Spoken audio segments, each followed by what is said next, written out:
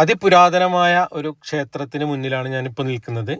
ഈ ഒരു ക്ഷേത്രത്തിനകത്ത് കയറി ഇവിടുത്തെ കാഴ്ചകളൊക്കെ ഒപ്പിയെടുക്കണമെന്ന് ആഗ്രഹമുണ്ട്. പക്ഷേ നമ്മൾ വന്നത് ഒരു ഉച്ച സമയത്തായതുകൊണ്ടും ഇവിടെ ആരെയും കാണാത്തത് കൊണ്ടും നമ്മളിനി അതിനകത്തേക്ക് കയറി കഴിഞ്ഞാൽ അതിക്രമിച്ച് കയറുന്നത് പോലെ ആവുമോ എന്നുള്ളത് കൊണ്ടും ഇത്രയും വളരെ കാലം പഴക്കമുള്ള ഈ ഒരു ക്ഷേത്രത്തിൻ്റെ ഭംഗി ഞാൻ മുൻവശത്ത് നിന്ന് ഷൂട്ട് ചെയ്തിട്ട് നമ്മൾ പുറത്തോട്ട് ഇറങ്ങി. നമ്മൾ വയലുകളാണ് പിന്നെ ഇവിടുന്ന് കാണാം കേട്ടോ. നേരെ മുന്നിൽ ഇങ്ങനൊരു വളവ് തിരിഞ്ഞ് വരുന്നിടത്താണ് അമ്പലം. ആ അമ്പലം കഴിഞ്ഞ് നമ്മൾ മുന്നോട്ട് ഇറങ്ങി കഴിഞ്ഞാൽ ഈ ഒരു വയലേലകളിലേക്കാണ്, അല്ലെങ്കിൽ വയലിൻ്റെ നടുവിലേക്കാണ് ആ റോഡ് എത്തിച്ചേരുക. അപ്പോൾ വെൽക്കം ടു ഫാമിലി ടെയിൽസ്. ഞാൻ രൂപേഷ്. അപ്പോൾ നമ്മൾ ഇന്നുള്ളത് പ്രകൃതിയോട് ഒത്തിണങ്ങി പ്രകൃതിയോടൊട്ടിക്കിടക്കുന്ന ഒരു ഗ്രാമത്തിലാണ്. ആ ഗ്രാമത്തിൻ്റെ 2 അമ്പലങ്ങൾക്ക് നടുവിലായി സ്ഥിതി ചെയ്യുന്ന ഒരു പാടശേഖരത്തിൻ്റെ നടുവിലൂടെ പോകുന്നൊരു റോട്ടിലാണ് ഞാനിപ്പോൾ നിൽക്കുന്നത്. 2 അമ്പലം എന്ന് ഞാൻ പറഞ്ഞു. ആദ്യത്തെ അമ്പലം നിങ്ങൾ കണ്ടു, വളരെ പുരാതനമായ ഒരു ക്ഷേത്രമായിട്ടാണ് നമുക്കത് തോന്നിയത് അല്ലേ. അപ്പോൾ അവിടെ നിന്നും ഇറങ്ങി വന്നു കഴിഞ്ഞാൽ കാണുന്ന ഒരു കാഴ്ചയാണിത്. ആ ആകാശം ഈ താഴെ നിൽക്കുന്ന കെട്ടി നിൽക്കുന്ന വെള്ളത്തിൽ അത് കൃത്യമായിട്ട് തെളിഞ്ഞ് കാണുന്നുണ്ടല്ലേ. അത്രയും മനോഹരമായ, അതായത് ഉഴുത് സെറ്റ് ചെയ്തിട്ട് അടുത്ത ഞാറ് പാവാൻ അല്ലെങ്കിൽ അടുത്ത കൃഷിക്ക് വേണ്ടി പാടശേഖരത്തെ ഒരുക്കി നിർത്തിയിട്ടുള്ള ഒരു സമയത്താണ് നമ്മളിവിടെ വന്നിട്ടുള്ളത്.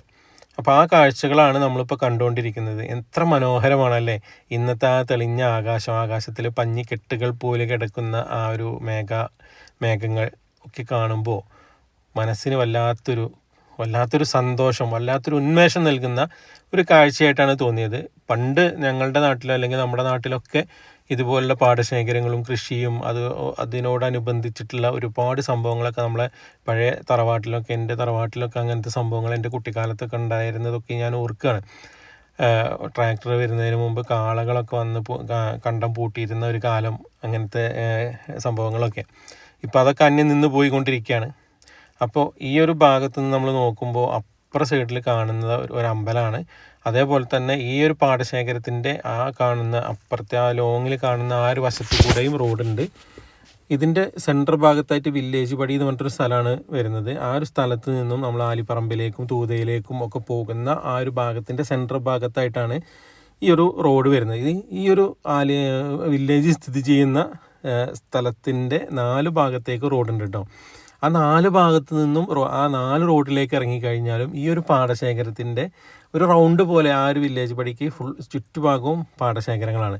ആ പാടത്ത് ഉഴുതുമറിച്ച് കിടക്കുന്ന പാടത്ത് തീറ്റ തേടിക്കൊണ്ടിരിക്കുന്ന കൊക്കുകളെ എത്ര മനോഹരമായ കാഴ്ചയാണല്ലേ.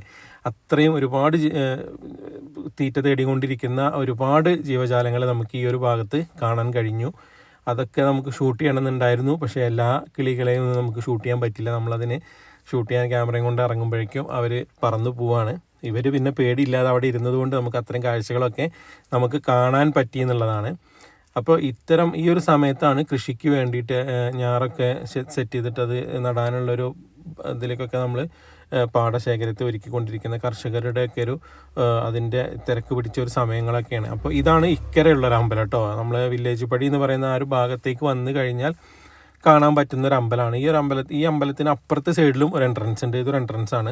അപ്പോൾ 2 അമ്പലങ്ങൾക്ക് നടുവിലൂടെ ഒരു തോടും ആ തോടിന് പറ്റി കിടക്കുന്ന ചുറ്റുഭാഗത്തുമായിട്ട് കിടക്കുന്ന രീതിയിലുള്ള പാടശേഖരവും ഒക്കെ ആയിട്ടുള്ള വളരെ മനോഹരമായ കാഴ്ച. എന്ത് ഭംഗിയാണല്ലേ കാണാൻ. നമ്മളൊരു യാത്രയിൽ ഇങ്ങനത്തെ സംഭവങ്ങളൊക്കെ കാണുമ്പോൾ എങ്ങനെയാണ് ആ മനോഹരമായ കാഴ്ചകൾ നിങ്ങളെ കാണിക്കാതെ പോകുന്നത്. അതുകൊണ്ട് കൂടിയാണ് ഞാൻ ഈ ഒരു മനോഹരമായ കാഴ്ച ഫോണിൽ പകർത്തിയതും നിങ്ങളുടെ മുന്നിലേക്കായിട്ട് യൂട്യൂബിലൂടെ പ്രസൻറ്റ് ചെയ്യുന്നതും. ഈ കാഴ്ച നിങ്ങൾക്ക് എല്ലാവർക്കും ഇഷ്ടപ്പെടുന്നുണ്ടാവും. അപ്പോൾ ഇതുപോലുള്ള ഒരുപാട് മനോഹരമായ സ്ഥലങ്ങൾ, അല്ലെങ്കിൽ ഒരുപാട് നമ്മളുടെ നൊസ്റ്റാൾജിക്കായിട്ടുള്ള ഒരുപാട് അനുഭവങ്ങളിലേക്ക് നമ്മളെ കൂട്ടിക്കൊണ്ടുപോകുന്ന, അല്ലെങ്കിൽ പലരെയും കൂട്ടിക്കൊണ്ടു പോകാൻ സാധ്യതയുള്ള, അല്ലെങ്കിൽ പുതുതലമുറയ്ക്ക് അറിയാത്ത ഒരുപാട് സംഭവങ്ങൾ നമ്മളെ നാട്ടിൻപുറങ്ങളിൽ ഇപ്പോഴും അവശേഷിക്കുന്നുണ്ട്.